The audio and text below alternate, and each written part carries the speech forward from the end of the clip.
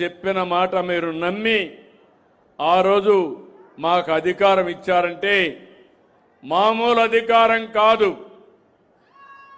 194 మందిని గెలిపించారు. ఎవరిని పెడితే వాళ్ళని గెలిపించారు. నంద్యాల జిల్లా పార్లమెంట్ మెంబర్ని, అసెంబ్లీ మెంబర్ని బ్రహ్మాండంగా 7 మందిని గెలిపించారంటే నేను ఎప్పుడూ మర్చిపోలేను. రాయలసీమలో 7 సీట్లు తప్ప అన్ని సీట్లు గెలిపించారు. మీరు ఒకటే గుర్తుపెట్టుకోవాలి, రాజకీయాల్లో ఎప్పుడు కూడా ప్రజాస్వామ్యంలో ప్రజలు ఓట్లేస్తే వాళ్ళు ప్రభుత్వాన్ని ఏర్పాటు చేస్తారు. ప్రభుత్వాన్ని ఏర్పాటు చేసి ప్రజాహితం కోసం పనిచేయాలి. ఈరోజు కొంతమంది మీరు చూశారు, నేను చెప్పాను, ఒక్క వివాదం కాదు, అన్ని వివాదాలే, అన్ని కుంభకోణాలే. మద్యం విషయం మీరు చూశారు, మామూలు విషయం కాదు. 30,000 మంది కల్తీ మద్యం దాగి చనిపోయే పరిస్థితికి వచ్చారు. అందులో డబ్బులు సంపాదించుకునే పరిస్థితికి వచ్చారు. ఒక్కొక్క నెల 100 కోట్ల రూపాయలు అవినీతి చేసే పరిస్థితికి వచ్చారు. ఏమనాలి నాకైతే అర్థం కాదు. అంటే పేదవాడి ఆరోగ్యం కంటే వీళ్ళకు డబ్బులే ముఖ్యం. మీ జీవితాలతో ఆడుకున్నారు, మీ ఆరోగ్యంతో ఆడుకున్నారు, ఇష్టానుసారంగా చేసే పరిస్థితికి వచ్చారు. అదే సమయంలో తిరుపతి లడ్డు కల్తీ చేశారు. నాకు రిపోర్ట్ వస్తే ఆ విషయమే చెప్పాను. మీరందరూ గుర్తుపెట్టుకోవాలి, నేను ముఖ్యమంత్రి అయిన మొదటి రోజున నేను నా సెక్రటరీని పెట్టుకొని 2వ సంతకం తిరుమల తిరుపతి దేవస్థానానికి ఈవోని వేశాను. ఎందుకు వేశానంటే ఎక్కడ చూసినా ఆరోపణలు, పవిత్రత దెబ్బతినింది, కలుషితమైన ప్రసాదాలు తయారు చేశారు. అవి చూసిన తర్వాత నేను వెంకటేశ్వర స్వామి భక్తుడిని, మీరు గుర్తుపెట్టుకోవాలి. దానికి కారణం నేను తీవ్రవాదులపైన పోరాడాను, ముఠా నాయకులపైన పోరాడాను, మత విద్వేషాలు రెచ్చగొట్టే వాళ్ళపైన పోరాడాను, రౌడీల్ని ఎక్కడ కూడా రోడ్డు మీదకి రానియకుండా చేశాను. ఇక్కడ ఈ రాష్ట్రమే సమైక్య ఆంధ్రప్రదేశ్ చేశాను. అప్పుడు తీవ్రవాదులు నా మీద కోప్పడి 23 క్లేమోర్ మైన్స్ ని అలిపిరిలో నా పైన ప్రయోగించారు. సాక్షాత్ వెంకటేశ్వర స్వామి దిగొచ్చి నాకు ప్రాణభిక్ష పెట్టాడు, కానీ లేకపోతే జరిగేది కాదు. కొన్ని లక్షల మంది తీవ్రవాద సమస్యతో చనిపోయారు, వాళ్ళు చనిపోయారు. 30 ఏళ్లకు మునుపు నేను పోరాడాను. ఈరోజు వాళ్లే సరెండర్ అయిపోయే పరిస్థితికి వచ్చారు. తీవ్రవాద సమస్య పరిష్కారం అయ్యే పరిస్థితి వచ్చింది. రెండో పక్కన రాయలసీమలో ముఠా నాయకులు, అప్పట్లో నేను చూసేవాడిని, ఎన్నికలు వస్తే డబ్బుల కంటే బాంబులు అడిగేవాళ్ళు. ప్రతి ఒక్కరు కూడా ఎమ్మెల్యేగా ఉండేవాళ్ళు. మేము ఎన్నికలు బూతులు కాచుకోవాలంటే మాకు బాంబులు కావాలి, మీరు దానికి డబ్బులు ఇమ్మనో లేకుంటే బాంబుల కోసం అడిగేవాళ్ళు. నేను ఆ రోజు ఆలోచించాను, ప్రజాస్వామ్యంలో ఇలాంటి దౌర్భాగ్యాలేంటి, ఇలాంటి నీతి మాలిన కార్యక్రమాలేంటి. ఆ రోజు ఇంకో పక్క చూశాను, మా ఆడబిడ్డలు కూడా రాయలసీమలో పౌరుషానికి పోయేవాళ్ళు. ఎవరన్నా చంపితే నేను కుంకుమ కూడా తీయను, మళ్ళా అతన్ని చంపిన తర్వాత నేను సాంప్రదాయాల ప్రకారం ఏం చేయాలో అవన్నీ చేస్తామని చెప్పేవాళ్ళు. అది చూసిన తర్వాత నాకు చాలా బాధ కలిగింది. అప్పటికే వెనుకబడిన ప్రాంతం, ఇష్టానుసారంగా చేసే పరిస్థితికి వచ్చారు. అందుకే నేను చెప్పా, ఈ ప్రాంతంలో ముఠాలు జరగడానికి వీలు లేదని చెప్పి ముఠాల్ని పూర్తిగా తుదముట్టించిన పార్టీ తెలుగుదేశం. ఆ రోజు అవునా కాదా ఆలోచించండి. ఇప్పుడు ఎక్కడా లేవు. నాయకులను కూడా కలిపాను, అనేక మంది నాయకులను కలిపా. ముఠాలొద్దు, గ్రామాలు ప్రశాంతతే ముద్దు అని చెప్పి అందరికీ చెప్పి కల్పించా. అదైన తర్వాత మీరు ఒకసారి చూడండి, రాయలసీమ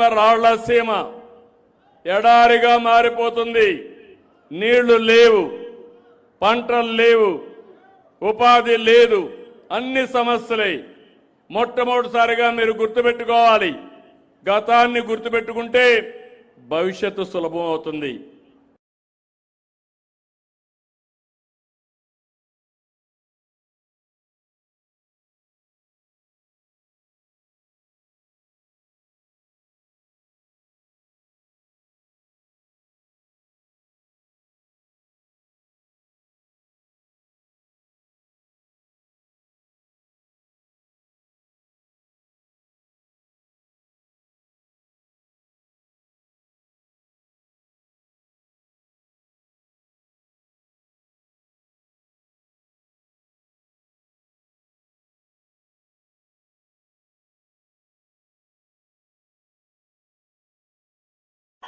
రాయలసీమలో హంద్రి నీవ, నగరి గాలేరు, తెలుగు గంగ, SRBC ఇవన్నీ ఆయన శ్రీకారం చుట్టాడు. నేను వచ్చిన తర్వాత ఇవన్నీ పూర్తి చేసే అదృష్టం నాకు వచ్చింది. మీరు గుర్తుపెట్టుకోవాలి, ఈరోజు హంద్రి నీవ పోకపోతే ఆ నీళ్లు మీ చెరువులకు వచ్చేటి కాదు. ఆ చెరువుల్లో నీళ్లు వస్తే బంగారు పండించే రైతాంగం ఉన్నారు, బంగారు పండే భూములు మన దగ్గర ఉన్నాయి. అందుకే నేను ఆలోచించి ఒక సంవత్సరంలో 3,500 కోట్ల రూపాయలు అవుతుందంటే పర్వాలేదు, హంద్రి నీవా కాలం వెడల్పు చేయాలని 733 కిలోమీటర్లు వెడల్పు చేసి కడాను కుప్పానికి కూడా నీళ్లు ఇచ్చామంటే మీరు గుర్తుపెట్టుకోవాలని ఆ పట్టుదల. మీరంతా భగీరథుడి గురించి వింటారు. భగీరథుణ్ణి స్ఫూర్తిలో పెట్టుకొని ఈ రాయలసీమలో ప్రతి ఎకరాకు నీళ్లు ఇవ్వాలనేది నా సంకల్పం అని మరొక్కసారి మీకు విజ్ఞప్తి చేస్తున్నా. అన్ని చెరువులకు నీళ్లు రావాలి, అన్ని రిజర్వాయర్లో నీళ్లు ఉండాలి, అన్ని పొలాలు కళకళలాడాలి. అందుకే ఇటీవల కొత్త ప్రోగ్రాం కూడా తీసుకున్నాను. రాయలసీమని రతనాల సీమ చేస్తా. రాయలసీమలో ఉద్యానవనంగా చేసి ఇక్కడ మీరించి ఉత్పత్తి చేసే ఉత్పత్తుల్ని దేశ స్థాయికి పంపిస్తాం, ప్రపంచ స్థాయికి పంపిస్తాం, మెరుగైన వెరైటీ తెప్పిస్తాం, మెరుగైన ధర ఇప్పించి ఎక్కడికక్కడ అగ్రో ప్రాసెసింగ్ ఇండస్ట్రీ కూడా పెడతాం. ఇప్పుడే మీరు అక్కడ చూశారు, మామూలుగా మనకు మామిడి ఉంది. ఒక ఉదాహరణ, ఒకప్పుడు మామిడి మనం ఎప్పుడు వ్యాపారం చేసేవాళ్ళం కాదు. నేను కూడా రాయలసీమ బిడ్డే, ఇక్కడే పుట్టా, మాకు కూడా మామిడి తోటలు ఉన్నాయి. ఆ రోజు నేను మామిడి తోట చూస్తే ఇంటికోసం 1 ఎకరా 2 ఎకరాలు వేసుకునేవాళ్ళం. ఆ తర్వాత 4-5 ఎకరాలు ఉంటే ఏం చేయాలో తెలియక అందరికి కూడా ఇచ్చిన తర్వాత ఒకసారి పంపకాలు కూడా చేసేవాళ్ళం. ఎవరికైనా మనకు పండ్లు వస్తే, మామిడి పండ్లు వస్తే ఊర్లో వాళ్ళకి అందరికీ 1 పుట్ట 2 పుట్టలు ఫ్రీగా ఇచ్చేవాళ్ళం. అది మన సంస్కృతి. తర్వాత ఆలోచించిన తర్వాత ఎవరో ఒకరు వచ్చేవాడు బయట నుంచి, మీ తోట మేము కొంటామని. అప్పుడు వాళ్ళకి ఇచ్చేవాళ్ళం, ఓకే కొనుక్కొని ఇంత డబ్బులు ఇస్తారని. అక్కడి నుంచి వాణిజ్య పంటగా తయారైంది మామిడి. మీరు గుర్తుపెట్టుకోవాలి, అంత మునుపంతా కూడా ఇవన్నీ ఉండేటివి కాదు. అక్కడి నుంచి వాణిజ్య పంట అయితే ఈరోజు మామిడి కానీ నేను చూశాను, మామిడికి తెగులు వస్తుంది. మామిడి అటు ఇటు ఊగితే ఆ కొమ్మలు రాచుకొని పండు కూడా సరిగా ఉండదు. దానికి ఈరోజు పేపర్ కవర్ పెట్టారు.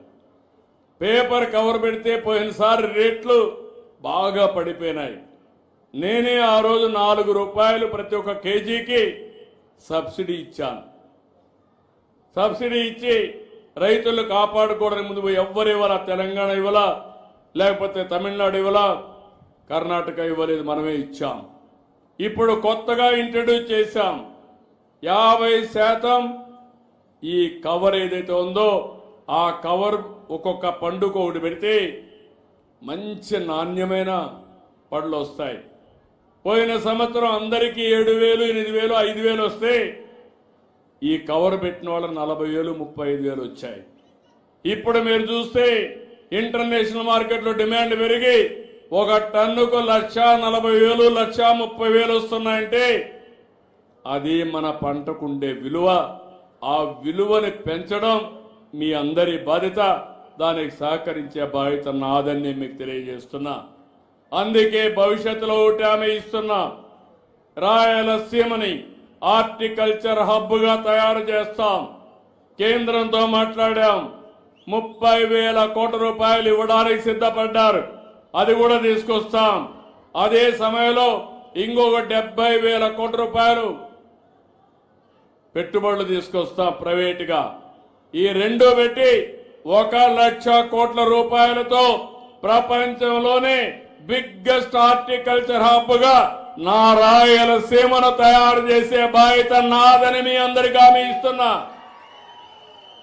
ఇది వస్తే రైతుల యొక్క దశ దిశ మారుతుంది.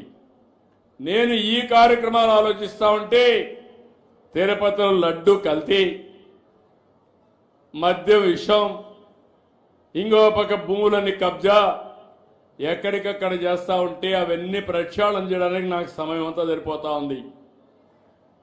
దానిపైన మళ్ళా తప్పుడు ప్రచారం, సిబిఐ రిపోర్ట్ ఇచ్చిరా, దానిపైన తప్పుడు ప్రచారం. నేను ఒకటే చెప్తున్నా, వెంకటేశ్వర స్వామికి అపచారం చేస్తే, వెంకటేశ్వర స్వామిని అపవిత్రం చేస్తే నేను ఎట్టి పరిస్థితుల్లో ఉపేక్షించనని మరొక్కసారి మీ అందరికీ హామీ ఇస్తున్నా. నేను చెయ్యను, వేరే వాళ్ళని చేయనీయను. ఇంకో పక్క ప్రార్థనాలయాలు కూడా, మసీదులు కానీ చర్చిలు కానీ వాళ్ళని గౌరవిస్తాం, అవి కూడా కాపాడుతాం. మత సామరస్యాన్ని కాపాడాలి, ప్రతి ఒక్కరి మనోభావాలను కాపాడాలి. కుట్రపూరితంగా మత విద్వేషాలు రెచ్చగొట్టాలని, లేనిపోని సమస్యలు చేయాలంటే మాత్రం ఎట్టి పరిస్థితుల్లో ఉపేక్షించనని చెప్పి మరొక్కసారి మీ అందరికీ హామీ ఇస్తున్నా. మీరు ఒక్కసారి గుర్తుపెట్టుకోవాలి, ఈ రాయలసీమలో ఏం జరిగాయని. నేనే ముఖ్యమంత్రి ఆ రోజు 2019 ఎన్నికల కంటే ముందు నిద్ర లేచాను. నిద్ర లేచి టీవీలో ఒక వార్త వచ్చింది.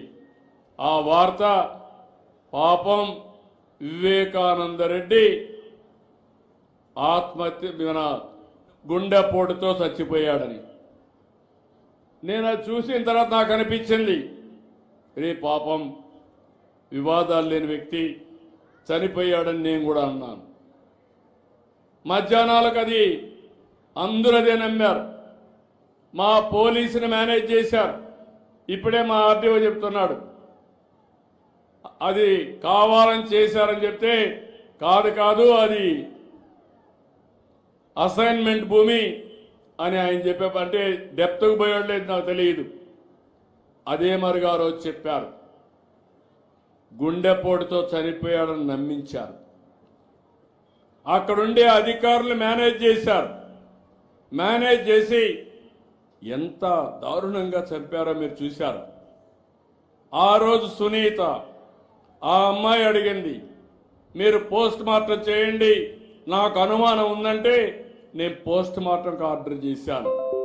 పోస్ట్ మార్టానికి పోతే తలంతా కూడా గొడ్డలతో విపరీతంగా నరికి ఆ బెడ్రూమ్ అంతా లాగి, బాత్రూంలోకి లాగి, గోడలు, బెడ్ అంతా కూడా, కమ్మోడ్స్ అంతా కూడా బ్లడ్ అయిపోయింది. అది చూసిన తర్వాత అన్ని క్లీన్ చేశారు. మా ఆఫీసరు సాక్షులుగా వాళ్ళకి సపోర్ట్ చేశారు, ఏమీ లేదని. సాయంత్రం వచ్చాడు, ఆ అమ్మాయినే మేనేజ్ చేశాడు. మేనేజ్ చేసి ఏమంటాడు, మా నాన్న లేడు, చనిపోయాడు, ఇప్పుడు మా చిన్నాన్నే పెద్ద దిక్కు, మా చిన్నాన్ని కూడా చంపేశారు, నేను అనాథనైపోయానన్నాడు. మీరు నమ్మారు, మీరు నమ్ముతారు, మీ మంచితనం అది. నమ్మిన తర్వాత నెక్స్ట్ డే ఏం చేశాడు, నారాసుర రక్త చరిత్రని నా చేతిలో కత్తి పెట్టి ఆయన చేసిన నేరాన్ని నా నెత్తిన దోహేశాడు. అది నమ్మారు మీరు. 19లో ఓట్లేదు. దానివల్ల ఏం జరిగిందో ఒక్కసారి చూడండి. ఇప్పుడు ఎవరికి కూడా పేపర్లు ఉండవు, టీవీలు ఉండవు. నేరాలు చేయని రాజకీయ నాయకులు నేరస్తుల్ని పక్కన పెట్టుకోరు. అలాంటిది మీరు చూస్తే నేరాలు ఘోరాలు చేస్తూ ఇప్పుడు ఆయన ఎవరినైతే మోసం చేశాడో సునీత లేటుగా తెలుసుకున్నది నాకు అన్యాయం జరిగిపోయిందని. ఈయన ముఖ్యమంత్రి అయిన తర్వాత తెలుసుకొని ఇప్పుడు మొత్తం కోర్టు చుట్టూరు తిరుగుతా ఉంది. అంటే ఒక వ్యక్తి ఎంత క్రూరంగా ప్రవర్తిస్తారో ఇది ఒక ఉదాహరణ మాత్రం. హెచ్చరిక చేయడం నా బాధ్యత. దాన్ని అనలైజ్ చేసుకొని సరైన మార్గంలో మనం ముందుకు పోతే రాష్ట్రానికి తిరుగు ఉండదు. ఇప్పుడు మీరు చూస్తున్నారు, తిరుమల లడ్డు పైన రాజకీయం చేస్తారు. ఏదైతే జరిగిందో దాన్ని కప్పిపుచ్చుకోవడానికి ఎదురుదాడి చేస్తారు. ఇది వాళ్ళ విధానం అని చెప్పి కూడా నేను మీకు తెలియజేస్తున్నా. నేను ఒకటే మీ అందరికీ విజ్ఞప్తి చేస్తున్నాను. నేను ఒకటే ఆలోచించాను. ఎన్నికల ముందు నేను చెప్పిన మాట నాకు ఎప్పుడూ గుర్తుంటుంది. సమిక్షేమం ఇస్తాం, సూపర్ 6 ఇస్తానని హామీ ఇచ్చాను. ఈరోజు సూపర్ హిట్ చేశామా లేదా అని మిమ్మల్ని అడుగుతున్నా. చేస్తుంటే చేతుల పైకెత్తండి బాగా చేశారని. నా దగ్గర డబ్బులు లేవు, మాట ఇచ్చాను. అప్పుల మయంలో ఉంది. ఒక రోజుతో 2 రోజులతో పరిష్కారం అయ్యేది కాదు. ఎందుకంటే మీరు ఒక వ్యవసాయం చేస్తే పంట రావాలంటే ఎన్ని రోజులు పడుతుంది? ఒక పిల్లవాడు ప్రయోజకుడు కావాలంటే ముందు పెళ్లి చేయాలి, పిల్లవాడు పుట్టాలి, వాడిని చదివించాలి. మనకు చేదోడు వాదోడుగా రావాలంటే 20 ఏళ్ళు 25 ఏళ్ళు పడుతుంది. ఇప్పుడు పరిశ్రమ పెడితే నేను మొన్నే ఇక్కడ విండ్ ఎనర్జీ వచ్చింది. విండ్ ఎనర్జీ వస్తే ఇమ్మీడియట్ గా పెట్టాను. ఇప్పుడే తొందరలో రాగలిగింది, ప్రొడక్షన్ కూడా వచ్చే పరిస్థితి వచ్చింది. ఏదైనా కొన్ని నెలలు పడతాయి, కొన్ని సంవత్సరాలు పడతాయి. ఈ వారసత్వం తిరగరాయాలంటే, చేసిన విధ్వంసం నుంచి బయటపడాలంటే చాలా సమయం పడుతుంది. ఈరోజు మీరు చూడండి, మీ పట్టాదారు పాస పుస్తకాలు మార్చేశారు, మీ రికార్డులు మార్చారు. ఒక ముఖ్యమంత్రి 14-15 నెలలు నెలవారీగా రావాలి. రాకపోతే ఎవడో ఒక డబ్బులు తీసుకుంటాడు. డబ్బులు తీసుకుంటే ఈ ముఖ్యమంత్రి లాభం లేదు, మమ్మల్ని ఏది ఇస్తున్నారు, డబ్బులు తీసుకున్నారని మీలో అసంతృప్తి వస్తుంది. నేను చెప్పాలి, మళ్ళీ చేయాలి, చేయించాలి. ఇలాంటివన్నీ మీరు చూస్తే చాలా సమస్యలు క్రియేట్ అయినాయి. ఒక పక్క సంక్షేమాన్ని మళ్ళీ హామీ ఇస్తున్నా.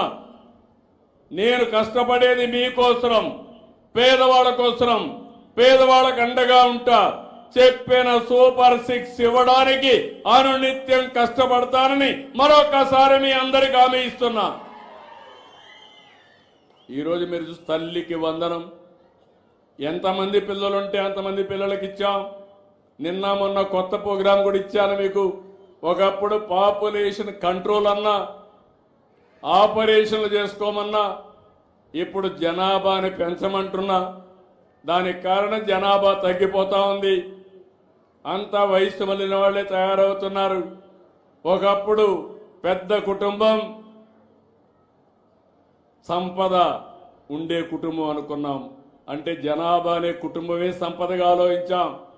ఇప్పుడు డబ్బుల మీద ఆశ మళ్ళీ ఇప్పుడు చూస్తే ఒకరే కావాలనే పరిస్థితికి వచ్చారు. నేను ఆ రోజు చెప్పింది, ఒకరు ముద్దు, ఇద్దరు వద్దు, ముగ్గురు అసలే వద్దు అని చెప్పాను. ఇద్దరు ఓకే అన్నాను. ఇప్పుడు అంటున్నా, ఒకరు వద్దు, ఇద్దరు ఓకే, ముగ్గురు ముద్దని నేనే చెప్పే పరిస్థితికి వచ్చాను. ఇవన్నీ కూడా 20 ఏళ్లలో 30 ఏళ్లలో. ఎందుకంటే కాలం మారింది, పరిస్థితులు తారుమారైనాయి. ఇప్పుడు మనం గుర్తుపెట్టుకోకపోతే రేపు రాబోయే రోజుల్లో మనం పనులు చేయాల్సింది మెషిన్ల కోసం పనిచేయాలా, మనుషుల కోసం కాదు. చాలా దేశాలు ఈ అనుభవంలోకి వచ్చాయి. దేశాల్లో జనాభా తగ్గిపోయింది. కుటుంబాలు విచ్ఛిన్నం అయిపోతున్నాయి. మనం కూడా గుర్తుపెట్టుకోవాలి. పెన్షన్ కోసం కుటుంబం విడిపోతా ఉంది, ఇండ్ల కోసం కుటుంబాలు విడిపోతున్నాయి, రేషన్ కోసం కుటుంబాలు విడదీసేస్తున్నారు. నేను అందుకే ఆలోచించి పెద్ద కుటుంబానికి ఎక్కువ ప్రభుత్వ సహాయం చేయాలని ఒక నిర్ణయానికి వచ్చాను. తొందరలోనే వస్తాం. అప్పుడు మీరందరూ కలిసి ఉంటారు. కలిసి ఉంటే కలదు సుఖం, విడిపోతే అన్ని సమస్యలే. ఇప్పుడు పిల్లలుంటే స్కూలు తీసుకుపోవాలంటే మనుషులు లేరు. ఇప్పుడు అందుకే చాలా మంది పెళ్లిళ్ళు చేసుకున్నాక పిల్లలే వద్దు, మేము ఉండేది ఇద్దరం, వీళ్ళని ఎవరు చూసుకుంటారనే పరిస్థితికి వచ్చారు. అందుకే కొత్తగా ఒక రూల్ తీసుకొస్తున్నాను, అందరికీ పిలిపిస్తున్నాను. భార్య భర్త సమాన బాధ్యత పిల్లల పెంపకంలో తీసుకోవాలని కొత్తగా అందరికీ చెప్తున్నాను. ఇప్పుడు మగవాళ్ళకు కూడా లీవ్ ఇస్తున్నా. ఇద్దరు పిల్లలు ముగ్గురు పిల్లలుంటే ప్రభుత్వ ఉద్యోగాలు చేస్తే ఒక 2 నెలలు వాళ్ళకు కూడా లీవ్ ఇస్తా. భార్యతో సమానంగా పిల్లల్ని పెంచే బాధ్యత తీసుకోవాలి. లేకపోతే ఆడవాళ్లే భారం అయిపోయి ఈ పిల్లలే వద్దు, నీకు బాధ్యత లేదనే పరిస్థితికి వచ్చారు. అదే మరిగా మీరు చూస్తే రైతు అన్నదాత 20,000 రూపాయలు ఇస్తున్నాం. మైక్రో ఇరిగేషన్ 90% డబ్బులు ఇస్తున్నాను. నీళ్లు ఇస్తున్నాం. హార్టికల్చర్ను అభివృద్ధి చేస్తాం. అదే మరిగా ఎక్కడికక్కడ టెక్నాలజీ ఉపయోగించి అగ్రి టెక్ ద్వారా ముందుగానే ఎలాంటి తెగులు వస్తుందో పసిగట్టే మార్గాన్ని కూడా మీకు అందరికీ ఇస్తున్నా. ఇవన్నీ చేసి మీ ఆదాయం పెంచుతాం. రైతే రాజు కావాలి, రైతు అప్పుల పాలు కావడానికి వీలు లేదు. అలాంటి కార్యక్రమాలు తీసుకున్నాను. ఇది కాకుండా ఇంకో పక్క మా ఆడబిడ్డలకి దీపం నేనే పెట్టా. మళ్ళీ ఈరోజు 3 సిలిండర్లు ఉచితంగా ఇస్తున్నా. మళ్ళీ ఇంకో పక్కన మీరు ఒకసారి చూస్తే శ్రీ శక్తి ఆర్టీసీ బస్సుల్లో ఉచిత ప్రయాణ సౌకర్యం. ఎక్కడికి పోవాలన్నా దర్జాగా మీ ఆధార్ ఇచ్చేసి ఏ టెంపుల్కి పోవాలన్నా, ఏ మసీదుకి పోవాలన్నా, ఏ ప్రాంతానికి పోవాలన్నా ఫ్రీగా ప్రయాణం చేసి ఏర్పాటు చేశాను. ఒకప్పుడు తల్లిని చూడాలంటే భర్త పర్మిషన్ కావాలి, లేకపోతే డబ్బులు ఇవ్వాలి. ఇప్పుడు ఎవ్వరి పర్మిషన్ అవసరం లేదు. ఏ దేవాలయానికి పోవాలన్నా బస్సు ఎక్కి నేరుగా వెళ్ళిపోవచ్చు. అక్కడ కూడా ఉచితంగా భోజనం పెడుతున్నాం. మళ్ళీ అన్నదానం అన్ని టెంపుల్స్లో పెడుతున్నాం. దానికి కూడా ప్రక్షాళన చేస్తున్నాను. అంటే మీరు ఒక్కసారి గుర్తుపెట్టుకుంటే ఇదే ప్రభుత్వం 5 ఏళ్లు ఏ విధంగా ప్రయత్నం చేశారు, ఇదే ప్రభుత్వం ఈరోజు ప్రజల కోసం ఎట్లా అందుబాటులో ఉన్నాం గుర్తుపెట్టుకోవాలి. ఇప్పటి వరకు 50 కోట్ల మంది ఆర్టీసీ ఉచిత ప్రయాణాన్ని ఉపయోగించుకున్నారు, ఉచితంగా ప్రయాణాలు చేశారు. ఇంకో పక్కన నేను డిఎస్సీ పెడతా అన్నాను, కానిస్టేబుల్స్కి ఇస్తా అన్నాను. చెప్పిన మాట ప్రకారం మెగా డిఎస్సీ పెట్టా. పిల్లలందరికీ ఉద్యోగాలు క్రియేట్ చేయడానికి ముందుకు పోతున్నా. 20 నెలల్లో 6,58,000 మందికి ఉద్యోగాలు ఇచ్చిన ఘనత ఈ ఎన్డీఏ ప్రభుత్వానికే దక్కింది. ఎక్కడ చూసినా గుంతలు పడిపోయిన రోడ్లు భయంకరంగా ఉన్నాయి. నా దగ్గర డబ్బులు లేవు, మనసుంది, ఏం చేస్తాము చేయమన్నా. ఇక్కడే జనార్దన్ రెడ్డి గారు ఉన్నారు, ఇక్కడే మా కేశవ్ గారు ఫైనాన్స్ మినిస్టర్ ఉన్నాడు. ఆయన కేశవ్ అయితే ఏది అడిగినా డబ్బులు లేవంటామంటే డబ్బులు ఎట్టొస్తాయో ఆలోచిద్దాం, ముందు శాంక్షన్లు ఇమ్మన్నాను.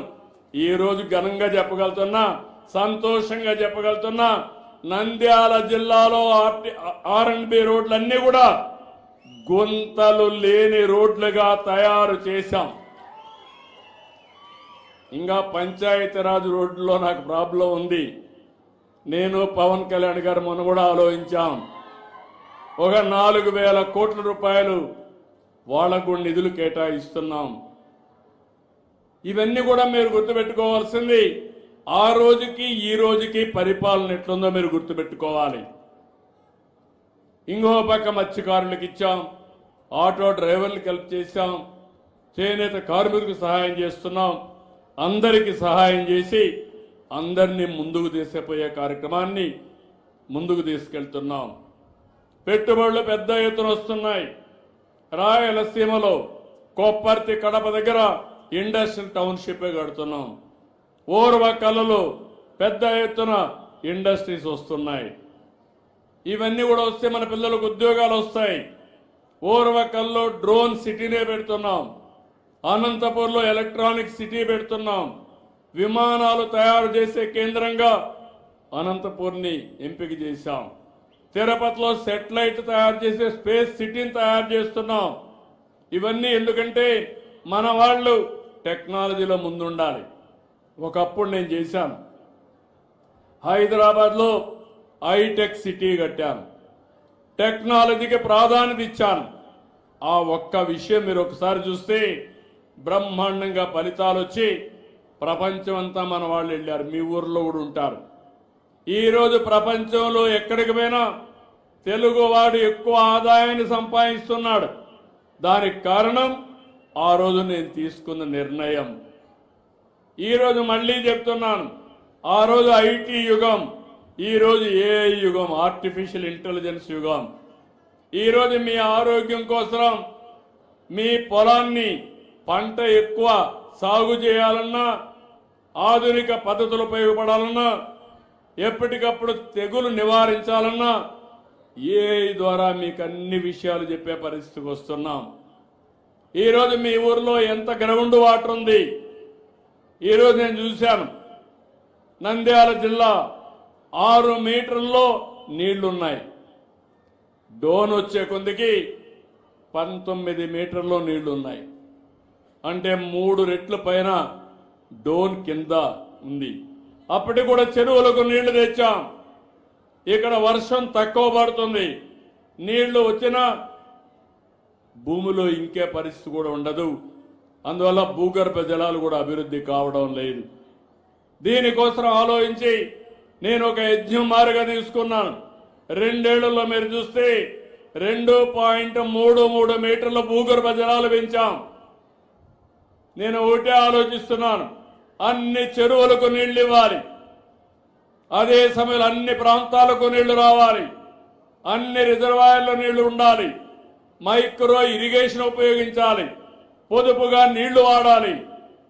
ఇలాంటి కార్యక్రమాలు చేస్తూ ముందుకు పోతున్నాం కాబట్టి ఫలితాలు వస్తున్నాయి. అల్టిమేట్గా వాటర్ సెక్యూరిటీ ఇస్తాం. మీరు ఒకసారి చూడండి, గడిచిన 19-24లో 8 సార్లు కరెంటు ఛార్జీలు పెంచారు. 32,000 కోట్ల రూపాయలు మీ మీద భారం వేశారు. 1,25,000 కోట్ల రూపాయల అప్పులు పెట్టారు. నేను వచ్చిన తర్వాత సమర్థత పెంచుతున్నా, కరెంటు ఛార్జీలు పెంచనని చెప్పాను. 5 ఏళ్లు రాసుకోండి, కరెంటు ఛార్జీలు పెంచనని మరొక్కసారి మీ అందరికీ ఈ ఊర్లో హామీ ఇస్తున్నా. కరెంటు కరెక్ట్గా ఇస్తున్నాం. కరెంటు ఛార్జీలు తగ్గించడానికి కూడా ఇప్పుడే తగ్గించలేను, కానీ అప్పులన్నీ అయిపోయినాయి. ముందు అప్పులు తీరాలి, తర్వాత కరెంటు కూడా పెరిగే పరిస్థితి, అవసరమైతే అప్పుడు తగ్గించుకునే పరిస్థితి వస్తుంది. మొన్ననే మీరు చూశారు, ఆనాటి పాలకులు 4,06,4,600 కోట్ల రూపాయలు ట్రూ అప్ ఛార్జెస్ అని వేశారు. నేను వస్తానే, అవసరమైతే నేనే భరిస్తా, దాన్ని వినియోగదారుల పైన వేయద్దని దాన్ని కూడా రద్దు చేశా. అంటే మీ మీద 4,600 కోట్లు గడిచిన ప్రభుత్వం వేసినటువంటి భారాన్ని తగ్గించాను. ఇలాంటి వినూత్నమైన కార్యక్రమాలతో ముందుకు పోతున్నాం. ఈరోజు మీరు చూస్తే 22 లక్షల కోట్ల రూపాయలు పెట్టుబడులు వచ్చాయి. 23 లక్షల మంది మన యువతకు ఉద్యోగాలు వస్తాయి. ఇంకో పక్క మీ అందరి కోసం నేను ఎప్పటికప్పుడు మీరు చూస్తే ఒపీనియన్ కూడా తీసుకుంటున్నా. ఈరోజు ఇక్కడికి వచ్చినప్పుడు ఈ గ్రామం నుంచి చూశాను. ఈరోజు సివిల్ సప్లైస్ ఉంది. గ్రామాన్ని మీరు చూస్తే 94.87% సాటిస్ఫాక్షన్ ఉంది. రూరల్ వాటర్ సప్లై ఉంది, చాలా తక్కువ ఉంది, 34% ఉంది. మీ అందరూ ట్యాప్ ద్వారా నీళ్లు ఇవ్వాలని, కొళ్ళాయి ద్వారా నీళ్లు ఇవ్వాలని ఈ ఊరోళ్ళందరూ కోరుకుంటున్నారు. నేను కలెక్టర్కి ఆదేశాలు ఇస్తున్నా, తప్పకుండా జేజేఎం కింద ఈ గ్రామానికి పూర్తిగా కొళ్ళాయి ద్వారా నీళ్లు ఇచ్చే బాధ్యత, కొళ్ళాయిలు ఇప్పించే బాధ్యత తీసుకుంటాం. ఇంకో పక్క పంచాయతీరాజ్లో 98% సాటిస్ఫాక్షన్ ఉంది.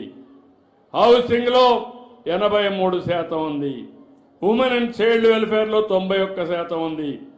ఫ్యామిలీ వెల్ఫేర్ లో 95% ఉంది. అగ్రికల్చర్ లో 81% ఉంది. హార్టికల్చర్ లో 83% ఉంది. ఫ్యామిలీ పబ్లిక్ హెల్త్ లో 96% సాటిస్ఫాక్షన్ ఉంది. అనిమల్ హస్బెండరీ, ఆవులు కానీ, పాడి పరిశ్రమ ఇవన్నీ కూడా చూస్తే 85 ఉంది. పంచాయతీరాజ్ డిపార్ట్మెంట్ మిగిలినట్లు 71% ఉంది. రూరల్ డెవలప్మెంట్ డిపార్ట్మెంట్ 89% ఉంది.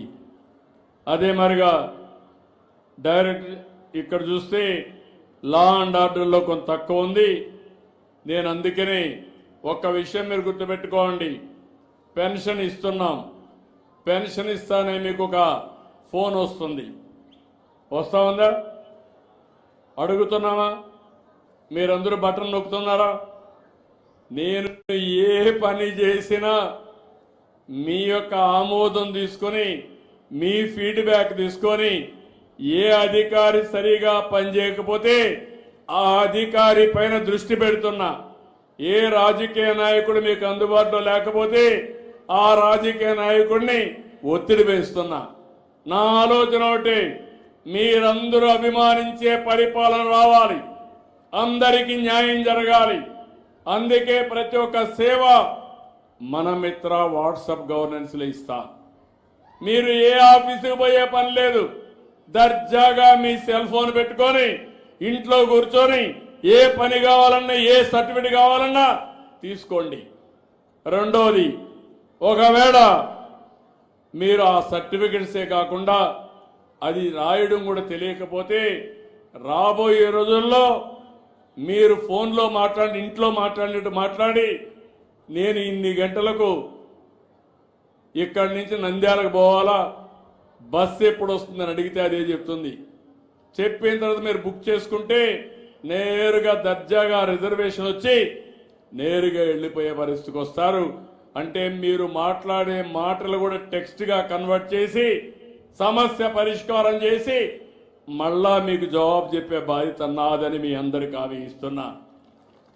టెక్నాలజీని ఉపయోగిస్తాం, మీకు మెరుగైనటువంటి జీవన ప్రమాణాలు పెంచుతాం.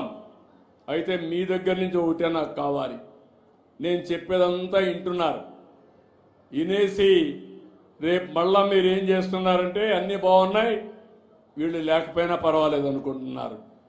నా పని వైకుంఠ పాడి మారిగా తయారవుతుంది. పైకి ఎక్కించడం, మళ్ళా కిందికి పడడం, మళ్ళా పైకి ఎక్కించడం. అది మారాలి. సుస్థిరమైన పాలన సమగ్ర అభివృద్ధికి నాంది. ఆ విషయం మీరు గుర్తుపెట్టుకోవాలి. ఈరోజు గుజరాత్ ఉంది, 25 సంవత్సరాలు ఒకే పార్టీ, కేంద్రం ఉంది, 15 ఏళ్ళు ఎన్డీఏ, మళ్ళీ ఎన్డీఏనే వస్తారు. మీరు మాత్రం అన్ని పనులు అయిపోయినాక మళ్ళా మీరు ఆలోచిస్తారు, ఇంకెవరన్నా వస్తే ఇంకా ఎక్కువ ఇస్తాడేమో అని ఆశపడతారు. అది తాత్కాలికమైన ఆశ. ఇప్పుడు నేను మా డాక్రా ఉమెన్కి ఒక పని చేశాను. నేనే డాక్రా సంఘాలు పెట్టాను. ఈరోజు డాక్రా సంఘాలు పెట్టి పోయిన సంవత్సరం అంతర్జాతీయ మహిళా దినోత్సవ సందర్భంగా 1,00,000 మందిని పారిశ్రామికవేత్తలుగా తయారు చేయాలని ఎంఎస్ఎంఈలు పెట్టించాను. బ్రహ్మాండంగా చేశారు. నిన్న మళ్ళీ అనౌన్స్ చేశాను, 6 లక్షల మందిని అదనంగా ఒక్క సంవత్సరంలో మీ ఊర్లో దొరికే ముడి సరుకులు ఉపయోగించి మీరు వస్తువులు తయారు చేస్తే మీ వస్తువుల్ని ప్రపంచం మొత్తం అమ్మించే బాధ్యత ఈ ప్రభుత్వం తీసుకుంటున్నామని చెప్పి కూడా నేను మీకు తెలియజేస్తున్నా. చాలా మందికి టాలెంట్స్ ఉన్నాయి. 1,10,10,00,000 మంది ఉన్నారు. కొన్ని వేల ప్రోడక్ట్స్ తయారు చేయొచ్చు. 3 కోట్ల మంది మీరే కన్జ్యూమర్లుగా ఉన్నారు. అందరినీ తీసుకొచ్చాను. 37 మందితో ఒప్పందాలు చేశాం. నాణ్యమైన సరుకులు ఉత్పత్తి చేయాలని, దానికి బ్రాండ్ కూడా పెట్టాలని ఈరోజు మీరు చూస్తే ఏదో స్వయం అనే పేరు పెట్టారు. ప్యాకింగ్ కూడా పర్ఫెక్ట్గా చేస్తా, క్వాలిటీ కూడా తీసుకొస్తాం. అది కానీ చేస్తే పేద మహిళల్ని పేదరికం నుంచి పైకి తీసుకొచ్చే బాధ్యత తీసుకుంటాం. ఇలాంటి కార్యక్రమాలు ఇక్కడనే P4 కూడా పెట్టాం. ఈరోజు ఇక్కడ కూడా ఒక ఆయన ఉన్నాడు, P4లో ఉండే వ్యక్తి. ఎవరు ఇక్కడ? రాబర్ మార్గదర్శి. 1 లక్ష మంది మార్గదర్శులు ఉన్నారు. 10 లక్షల బంగారు కుటుంబాలను అడాప్ట్ చేసుకున్నారు. ఇప్పుడు వారు ఒక్కసారి వారు ఏం చేశారో ఒక్క నిమిషం చెప్తారు. మీ బంగారు కుటుంబం ఎవరు? బంగారు కుటుంబం మీరేనా?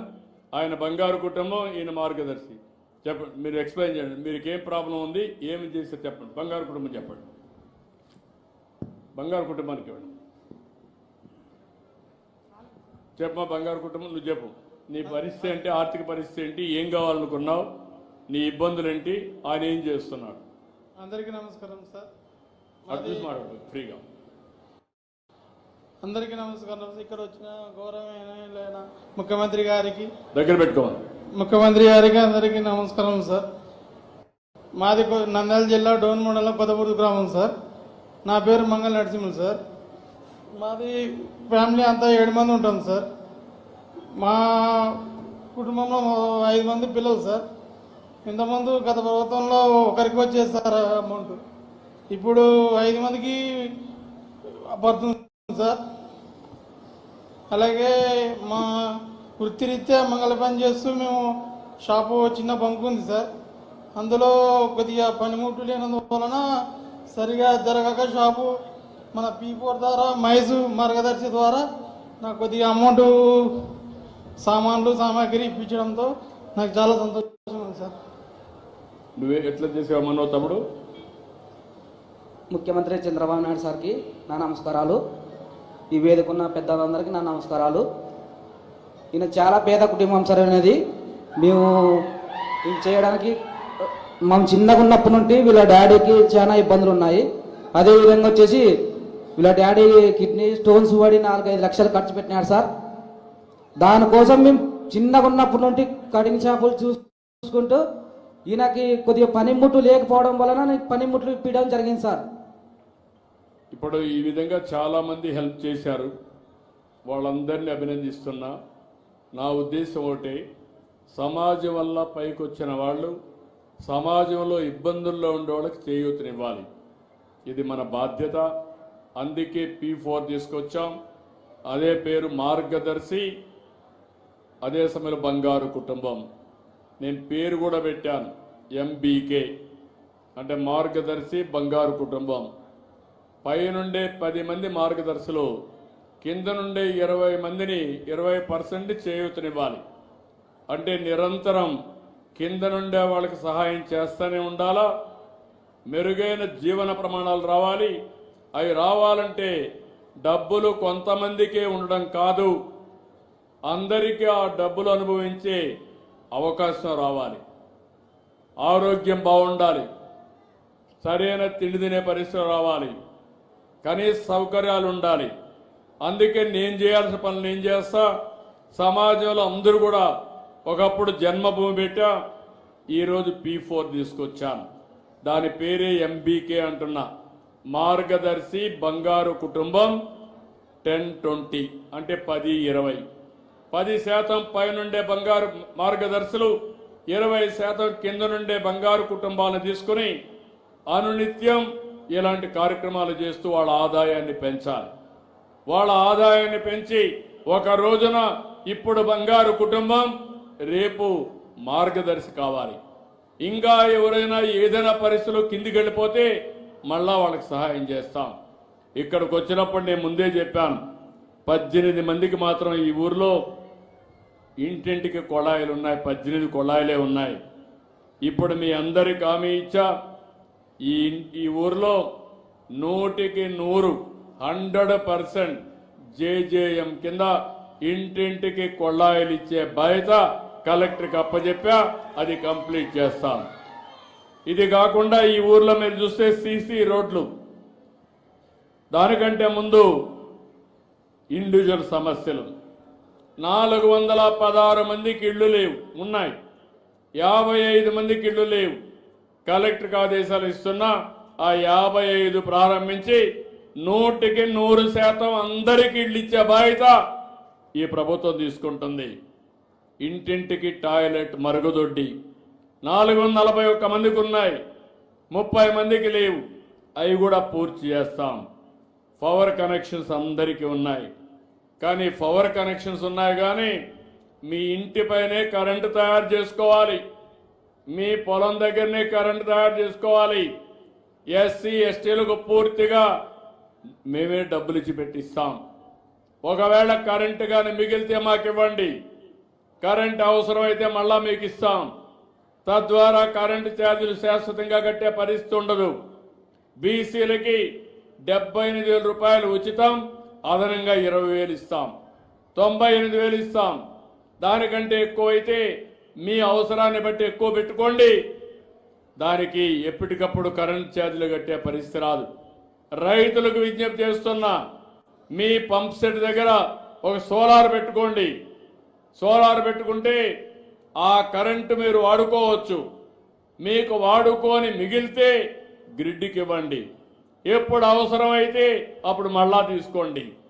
దానికంటే మిగిలితే మీ ఇంటికి వాడుకోండి. దానికి కూడా ఇంట్లో కానీ పైన రాదనుకుంటే బావి దగ్గర పెట్టుకుంటే మీ ఇంటి దగ్గర కరెంటు తీసుకునే పరిస్థితి వస్తుంది. ఇంకో పక్క మీరు ఏదైనా ట్రాక్టర్ ఉంటే, కారు ఉంటే, సైకిల్ ఉంటే, స్కూటర్ ఉంటే ఛార్జ్ చేసుకోండి ఫ్రీగా. పుష్పక విమానం ఒకప్పుడు చరిత్రలో విన్నాం.